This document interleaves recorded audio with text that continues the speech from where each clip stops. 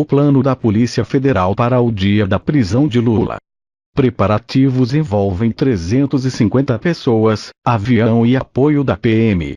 Não haverá uso de algemas e PF trabalha com 5 possíveis locais para o cumprimento da pena. Em março de 2016, o ex-presidente Lula, ao ser submetido a um mandado de condução coercitiva, ameaçou 2 delegados e 4 agentes da Polícia Federal que participaram da operação. Eu vou voltar a ser presidente em 2018 e lembrarei de cada um de vocês. Me aguardem. 2 anos depois, o reencontro decisivo entre Lula e os investigadores da Força Tarefa da Lava Jato está prestes a se realizar, mas não da forma imaginada pelo ex-presidente. Condenado pelo Tribunal Regional Federal da 4ª Região a 12 anos e 1 mês de prisão, Lula tornou-se inelegível e será recolhido ao cárcere tão logo seu recurso contra a sentença seja julgado no TRF4, o que deve ocorrer a partir do próximo dia 23. A cadeia, se nenhuma reviravolta acontecer, é uma questão de dias. Por isso, um grupo restrito de delegados e agentes da PF vem discutindo, há 3 semanas, um plano para cumprir a ordem de prisão de Lula. O trabalho é sigiloso. Até o planejamento operacional foi registrado nos arquivos da polícia apenas como uma sequência numérica. O objetivo é impedir o vazamento de informações que dificultem o cumprimento da missão. Pelo roteiro traçado até agora, todo o efetivo da Superintendência da Polícia Federal em Curitiba, de cerca de 350 pessoas, estará de prontidão para trabalhar no dia da prisão de Lula, chamado de o Dia D da Lava Jato na corporação. A Polícia Militar também já foi acionada e alertada para a necessidade de conter protestos nas ruas e isolar as avenidas consideradas estratégicas para a segurança da operação. A Infraero, estatal responsável pelos aeroportos, tem recebido informe sobre como Lula, depois de preso, viajará de São Paulo a Curitiba, se realmente tiver de cumprir a pena na capital paranaense. A Polícia Federal em Brasília já disponibilizou um jato para o deslocamento do ex-presidente. Desde março de 2014, quando a Lava Jato foi deflagrada, o juiz Sérgio Moro expediu 212 ordens de prisão, mas nenhuma delas provocou o impacto político e simbólico que pode ter uma ordem de prisão contra Lula, o mandatário mais popular do país desde a redemocratização e o atual líder nas pesquisas eleitorais.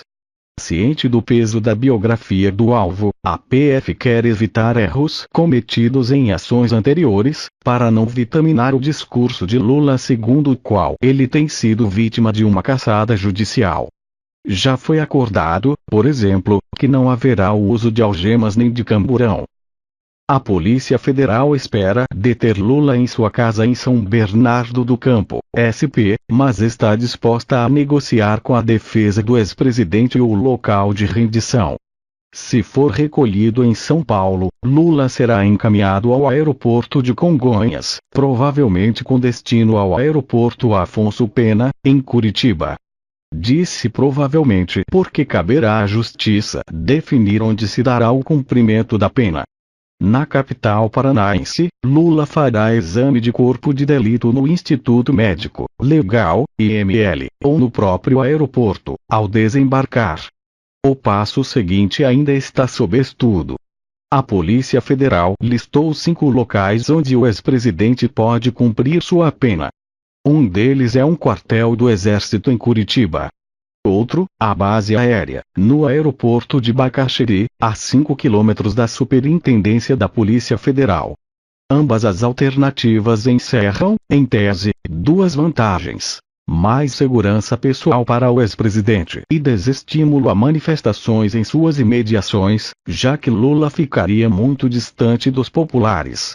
Apesar disso, há resistência sobretudo ao uso do quartel, porque abre o flanco para o discurso segundo o qual o ex-presidente é vítima de prisão política e está detido dentro de uma masmorra militar.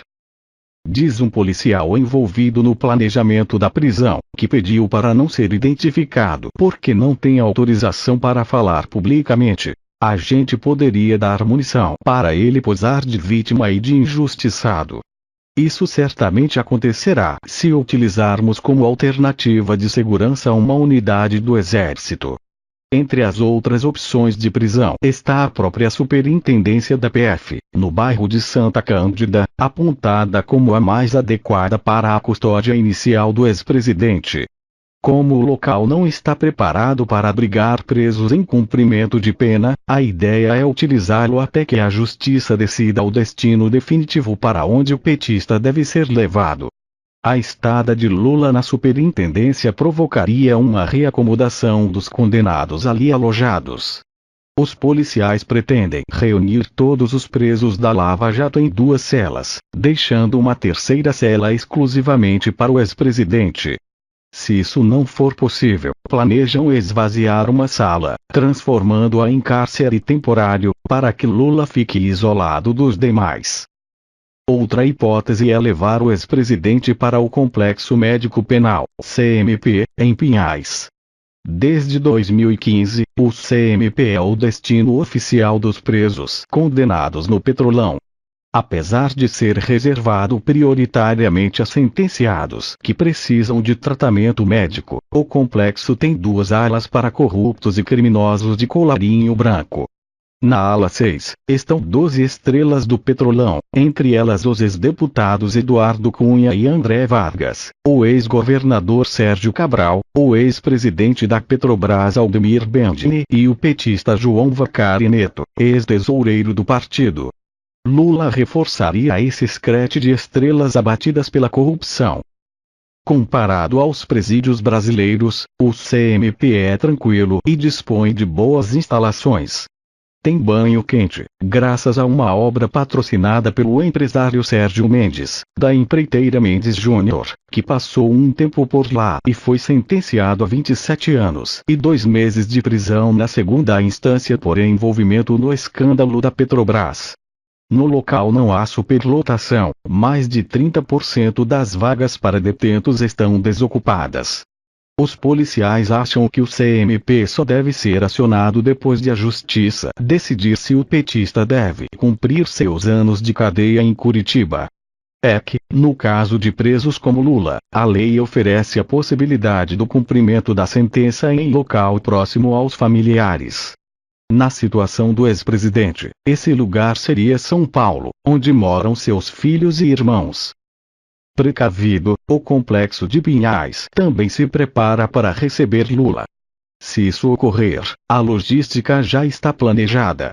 Ao chegar, o ex-presidente deverá ficar de 15 a 30 dias isolado para que seja avaliado seu comportamento e, em seguida, será encaminhado a uma cela na ala dos condenados do Petrolão. Não há chance de Lula ficar numa ala de prisioneiros comuns. Existe prisão especial para ex-presidente. Não está escrito em lei nenhuma, mas como dirigente penitenciário não posso colocar um ex-presidente da República junto com a massa carcerária em geral. Não existe a possibilidade de ele não ocupar uma cela especial, diz o diretor do Departamento Penitenciário do Estado do Paraná, Luiz Alberto Cartaxo Moura. Ele vai ocupar uma cela especial não pela condição específica de ex-presidente, mas pela figura pública que é e pelas questões que envolvem a segurança do preso. São remotas as probabilidades de o TRF4 reverter a condenação de Lula, o que suspenderia sua inelegibilidade e a sua prisão.